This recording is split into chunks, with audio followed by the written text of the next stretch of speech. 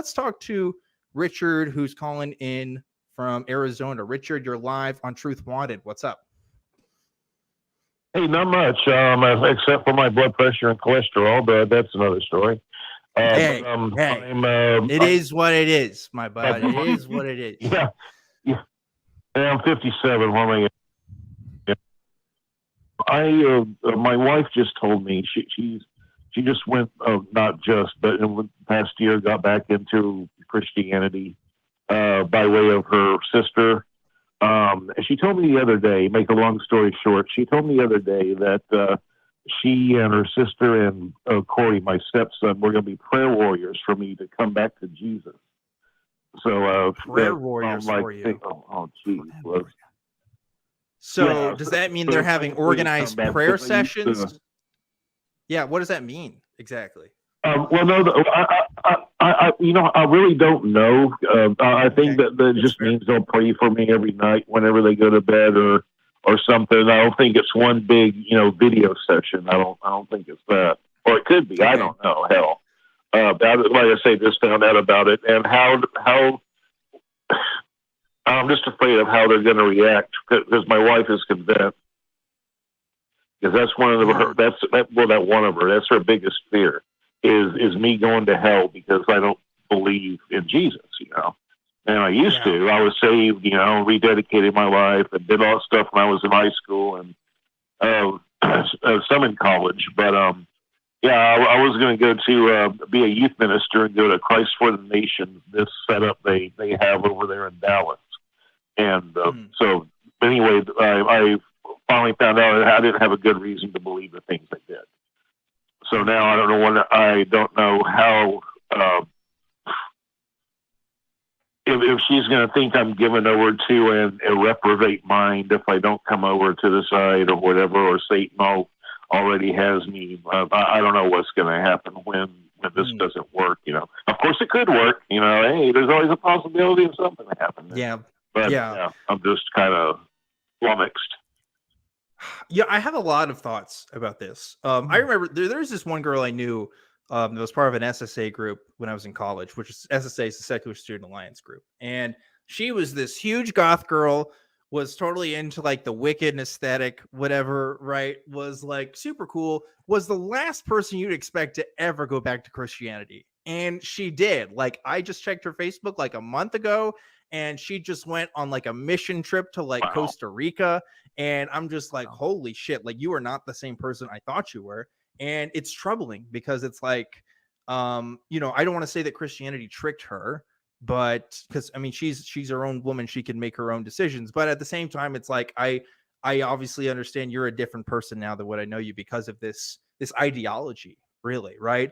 And on that note, I'm talking about ideology. You could probably relate to this too, Richard, like when you were a Christian. But when I was a Christian, I thought being a Christian, being a good person, meant doing those things that your wife and your wife's sister are talking about, which is praying for other people, telling people about the word, and preventing people from going to an eternal place of torment, right? Like if you legitimately believe that is real and that could happen, like of course you want to save your loved ones from that. And that's why it's so hard to talk about this, because obviously we don't think it's real, right? We don't think that this is a thing, but there's always these questions of like, oh, what if? And then I think that really gets you. So as far as how do you handle a situation like this, man, that's tough, because obviously you've been in a relationship with this woman, and you probably feel like, she's turning into somebody else that's different from what you knew. Like, I don't want to make presumptions, but obviously like that sounds like a big change. No.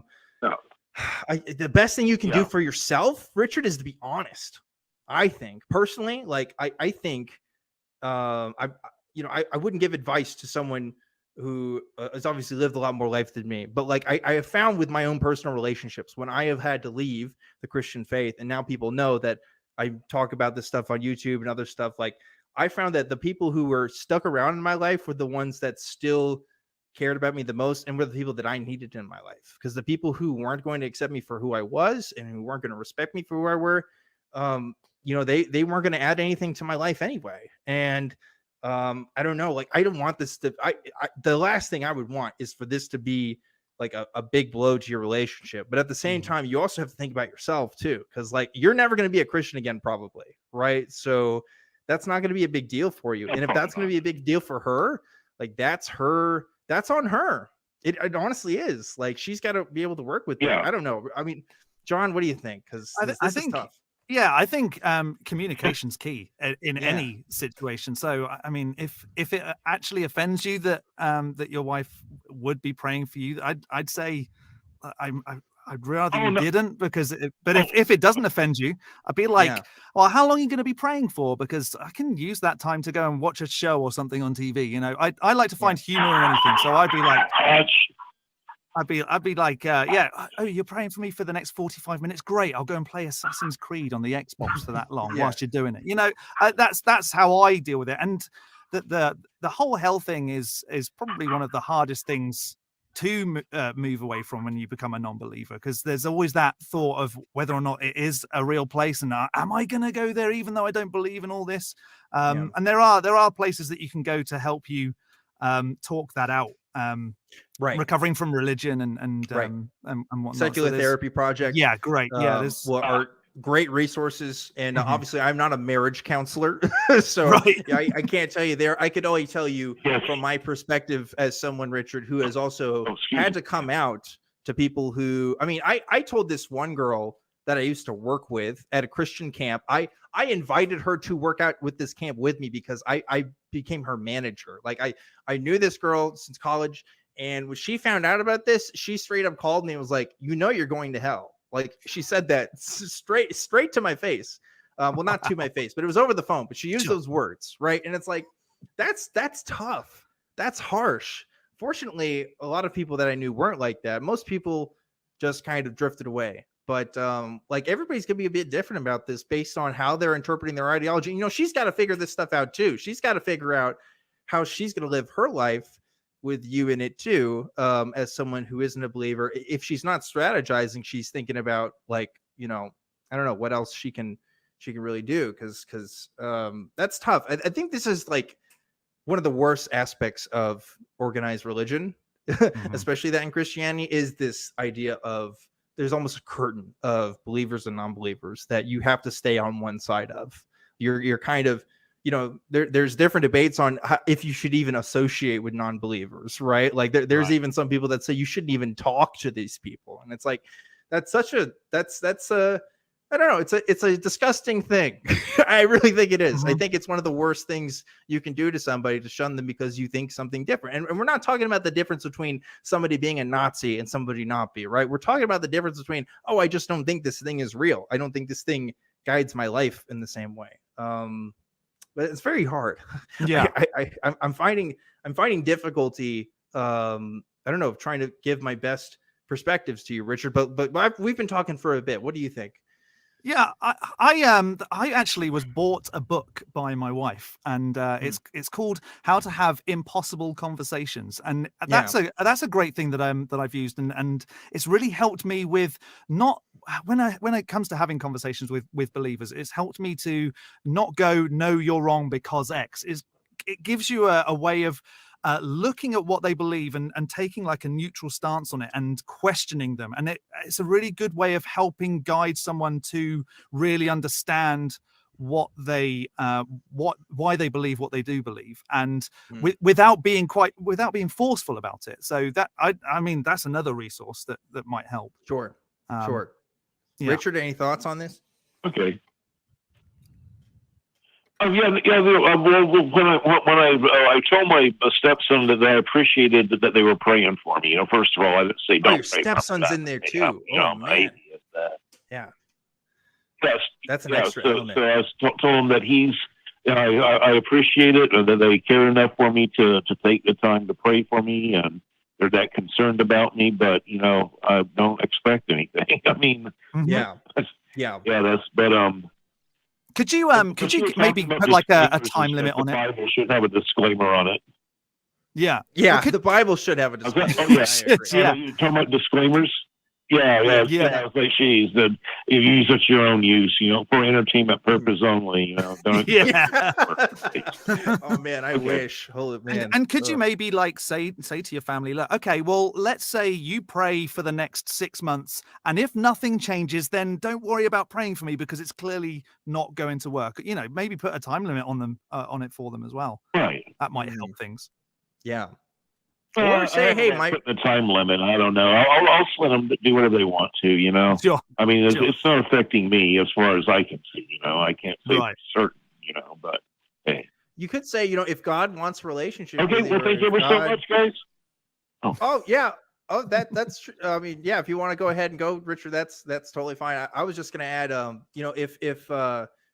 if you want to talk about your relationship with God, I mean, to me, that was always a very personal thing, right? That was always an emphasis in my Christian background. That's a very personal thing, and I would emphasize, well, look, if God wants to have the conversation with me, that's with me and Him.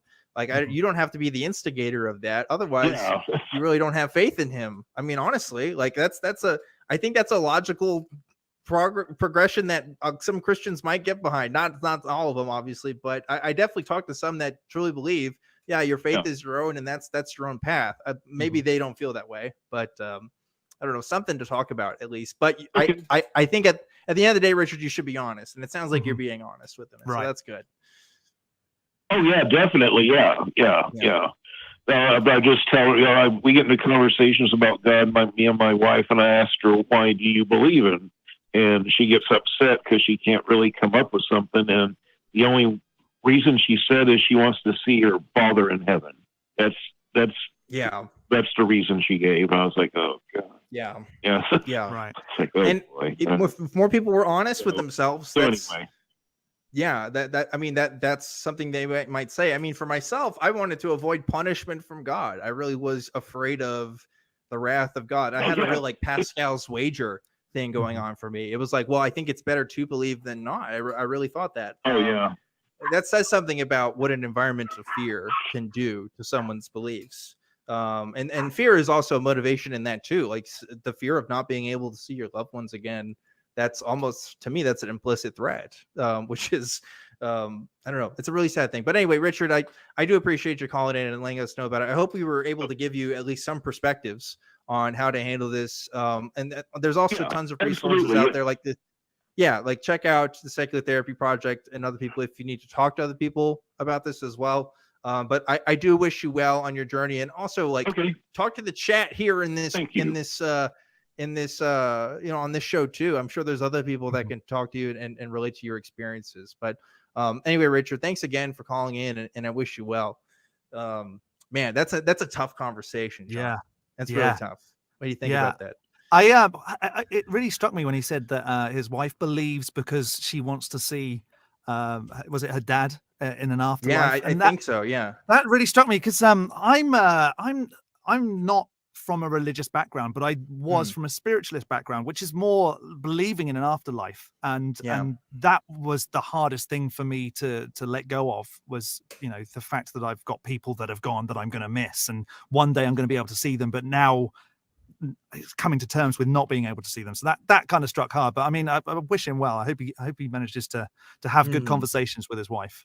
So something I wanted to say earlier too, when he was talking about having them pray for you, there's a lot of atheists that interpret that as ignorant, but also as offensive. And I think they have every right to be offended by an act like that. But I think there's something to be said as someone who grew up in a Christian background, what sincere people really mean when they say that they're praying for you. Like when you follow the logical extent of that ideology and you're praying for somebody, you are genuinely doing the best thing you can to help them. Like that is what that says for them. Like when you're asked to how you deal with something, like you do it through prayer. And to me, what that says is like, obviously there's some cognitive dissonance going on there. There is a trouble in a relationship. It wouldn't, if he wasn't calling about it, there wouldn't be a problem. Right. And if she's having a conversation with him, it's obviously bothering her. So she's dealing with that by prayer. And whether or not that's the healthiest coping mechanism or not, we can talk about. But like, obviously that's a way of dealing with stress. That's a way of dealing with a situation. And I think that's something to be acknowledged in a situation like this, because I do see this topic come up where people say, oh, somebody said they're praying for me, and I just thought it was the worst thing in the world. And I totally get that, because it is kind of a violation of your beliefs, right? It's somebody trying to say, well, I think you should change so that we can have a better relationship. And yes, that's totally fair. But also, it also means sometimes that they are being sincere and they are trying to work something out. And I don't know. That's just an observation I have. Yeah. Because, no, I agree with that. It's a difficult situation all around, but I hope you're able to work it through, because sometimes it has lifelong, there's lifelong complications there. Sometimes people do work it through. My family doesn't like that I do this stuff, and I'm still here doing it. So, as long as you're honest with yourself, that's what I always say.